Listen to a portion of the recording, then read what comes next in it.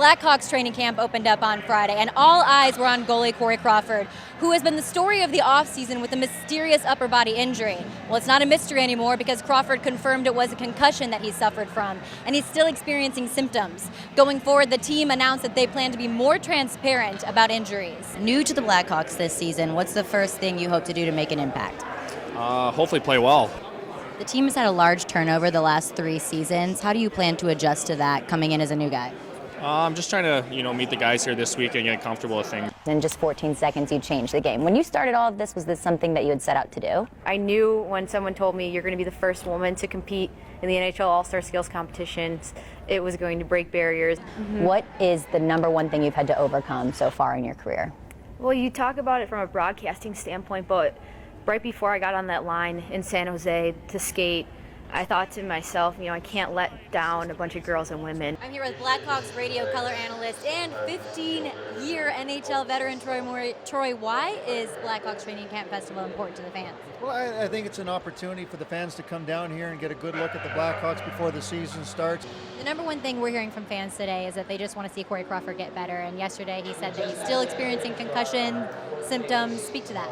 And this week was full of rebellious NBA players being ejected from their games, but it's not the usual suspects. LeBron James was ejected for the first time in his career, Kevin Durant the second time in his career, and Anthony Davis was ejected for the first time in his career, landing himself a $25,000 fine. So we caught up with Pelicans coach Elvin Gentry to find out who on his team is actually naughty and deserves a little cool this Christmas. What's your name? My name is Sarah. Sarah, you're a huge Hawks fan, right? Yeah, so I've been watching kind of since the 2010 Cup run.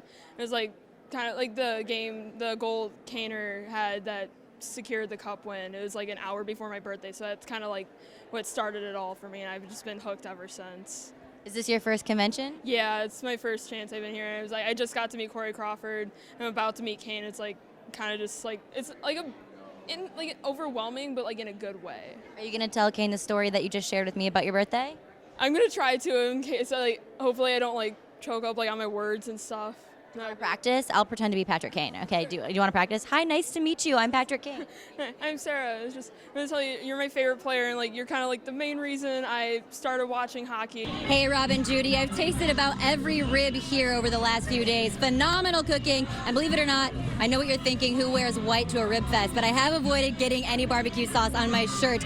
It's a bittersweet day here because it's the final year this will be in Naperville at Moose or Romeoville next year, but the focus has definitely been the food, the fun, and definitely the friendly competition for who has the best ribs. Doors to access open up at 6, but the WWE let me inside a little bit earlier today to take a peek at what fans can do this weekend, and let's just say my inner superstar came out. Kind of nervous. My fans are waiting for me. I'm going in. Okay, ready? Don't give me a head start. Okay. This is a fair race. Okay. 1, 2. She's cheating!